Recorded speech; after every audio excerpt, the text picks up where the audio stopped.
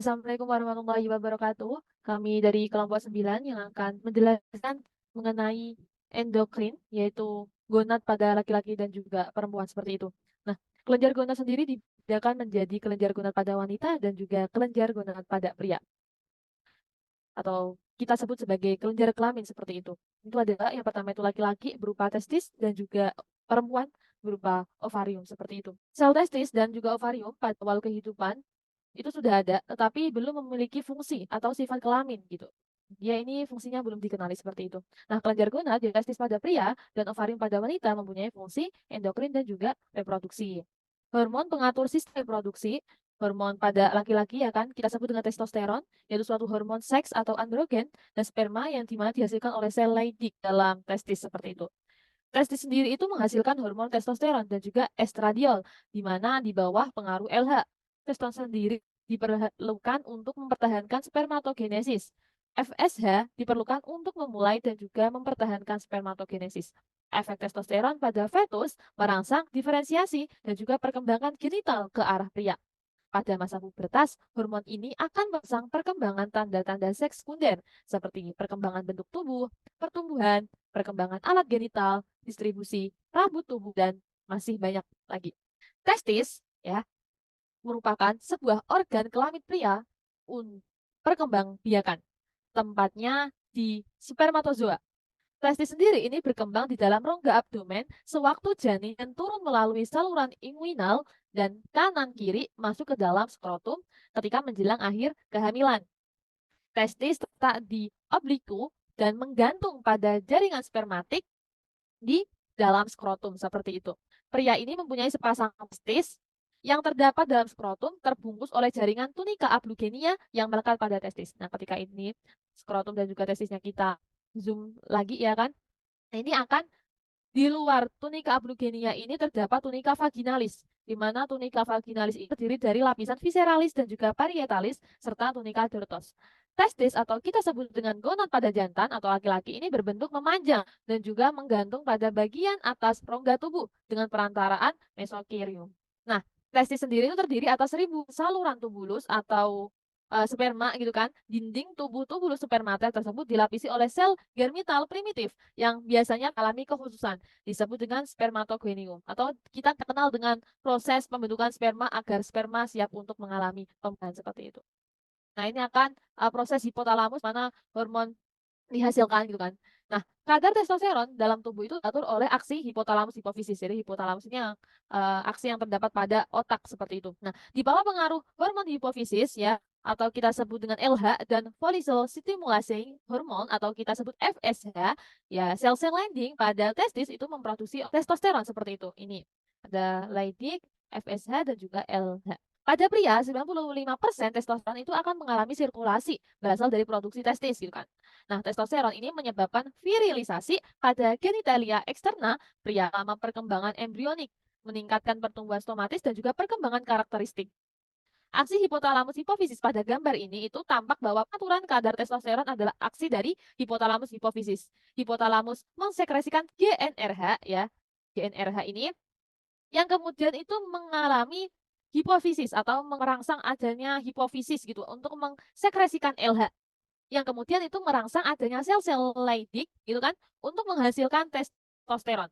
Nah, testosteron ini akan mencapai dan maksimum pria sekitar usia 30 tahun. Nah, kelenjar testis sendiri itu ada dua kelenjar testis, yang satu itu menghasilkan hormon testosteron dan yang lainnya itu menghasilkan sperma seperti itu.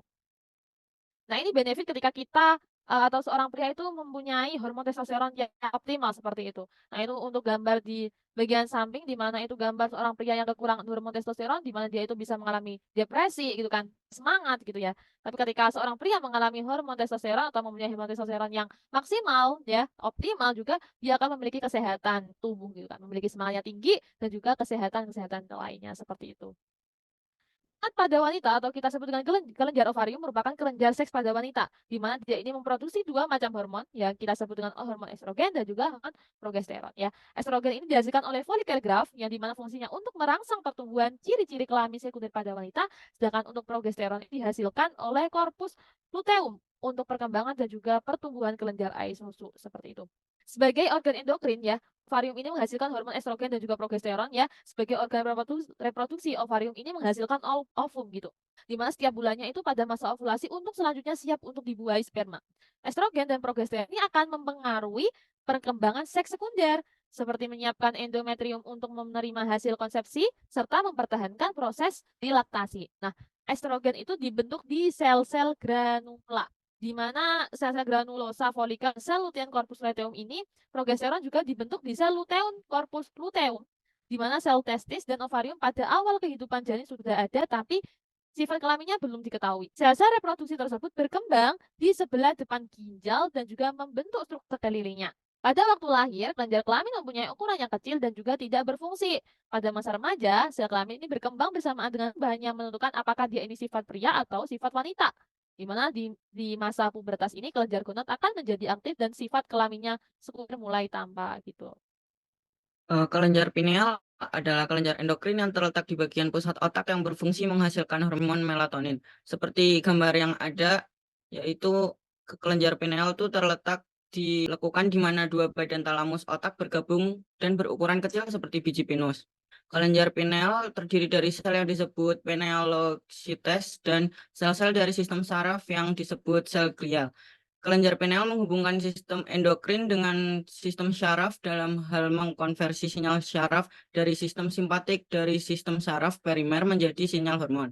Lanjut. Kelenjar pineal terlibat dalam beberapa fungsi tubuh, yaitu seperti sekresi hormon melatonin, peraturan fungsi endokrin, konversi sinyal sistem syaraf ke endokrin sinyal, menyebabkan kantuk, pengaruh perkembangan seksual, pengaruh fungsi sistem kekebalan tubuh, dan aktivitas antioksidan. Melatonin diproduksi dalam kelenjar pineal dan sintesis dari serotonin neurotransmitter. Hal ini disekresikan dalam cairan cerebrospinal dari ventrikel ketiga dan diarahkan dari sana ke dalam darah. Setelah memasuki aliran darah, melatonin akan diedarkan ke seluruh tubuh. Melatonin juga diproduksi oleh sel-sel tubuh lainnya dan organ, termasuk sel-sel retina, sel darah putih, gonad, dan kulit. Selain mengatur pola tidur, kelenjar pineal juga diduga memiliki berbagai fungsi lain dalam tubuh, di antara lain menjaga kesehatan jantung dan pembuluh darah, mengatur ovulasi dan siklus menstruasi pada wanita, memengaruhi mood dan perubahan suasana hati. Timus adalah organ kelenjar sistem kekebalan yang dibentuk oleh limfosit T, yaitu sel yang bertanggung jawab atas imunitas seluler merespons dengan mengaktifkan sel tertentu untuk melawan infeksi. Respons sistem imun ini sangat penting untuk hematologi. Kelenjar timus terletak di dalam toraks belakang sternum, di depan paru-paru dan jantung. Timus warnanya kemerah-merahan dan terdiri atas dua lobus. Kelenjar timus merupakan kelenjar yang bertanggung jawab dalam pertumbuhan manusia. Kelenjar timus bahkan sangat berpengaruh pada saat usia pertumbuhan. Gambar ini anatomi kelenjar timus, yaitu kapsul, interlobular, septum, medula, timik, dan korteks. Pertumbuhan kelenjar timus sangat dipengaruhi oleh usia hormon juga penyakit-penyakit. Pertumbuhan dalam masa kandungan atau tambahan beratnya tidak sebesar masa sudah lahir sampai usia 2 tahun. Sesudah sampai dengan masa pubertas, pertumbuhannya makin berkurang. Dan setelah pubertas menuju tua malah tidak ada pertumbuhan beratnya tapi makin mengecil dan kemudian diganti oleh jaringan ikat dan jaringan lemak. Struktur kelenjar timus terdiri dari 3 jenis sel, yaitu sel epitel, adalah sel kompak yang memberi bentuk dan struktur timus. Kedua, limfosit, yaitu sel kekebalan yang melindungi terhadap infeksi dan merangsang respon imun. Yang ketiga, L-Pulchitsky, yaitu sel pelepas hormon.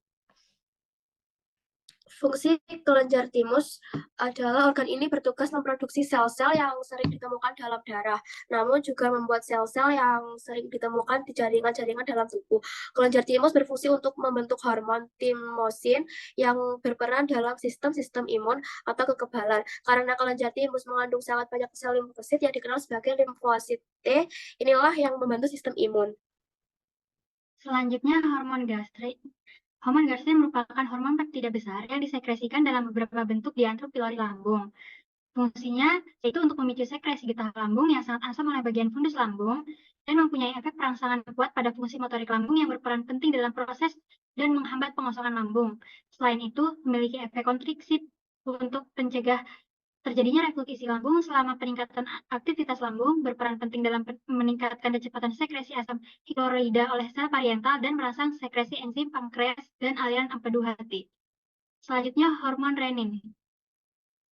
Hormon renin merupakan enzim yang bekerja pada suatu protein angiotensinogen untuk melepaskan angiotensin yang bekerja secara enzimatik pada protein plasma lain, yaitu suatu globulin yang disebut bahan renin atau angiotensinogen untuk melepaskan peptida asam amino 10, dan renin menetap dalam darah selama 30 menit sampai 1 jam dan terus menyebabkan pembentukan angiotensin 1 selama sepanjang waktu tersebut. Selanjutnya, hormon eritropoietin yang disebut EPO adalah hormon yang berfungsi untuk meningkatkan produksi sel darah merah atau eritrosit agar jumlah eritrosit dalam darah tetap optimal.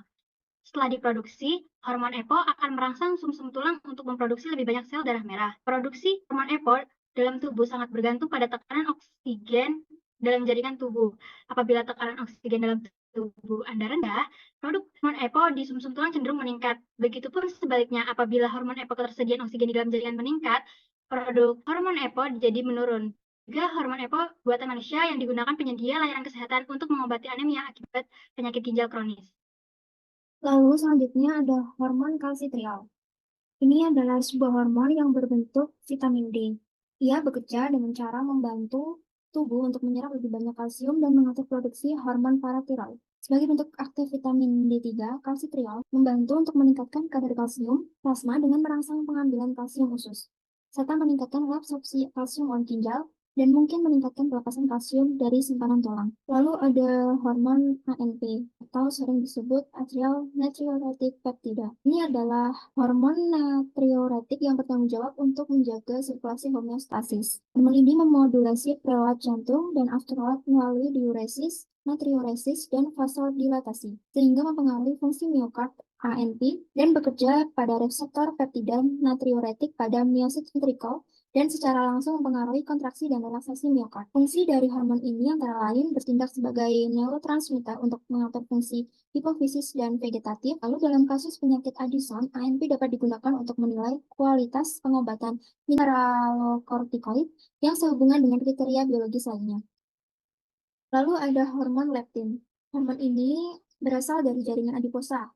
Ia dapat bekerja secara sentral sebagai hormon metabolik melalui mekanisme umpan balik negatif untuk menekan nafsu makan. Dalam aktivitas menekan nafsu makan, hormon leptin ini berinteraksi dengan reseptor di hipotalamus dan ia merangsang rasa kenyang.